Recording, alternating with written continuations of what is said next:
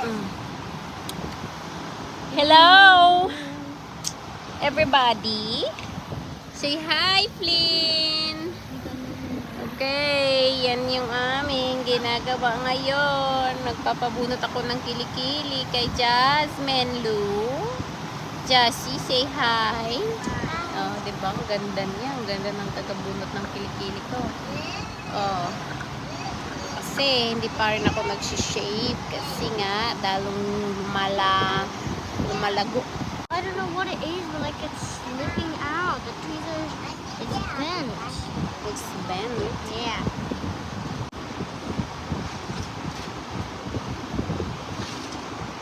Okay. Kaibigan namin dito sa Amerika, asawa na isang Pinay dito. I showed the lead, so he didn't look like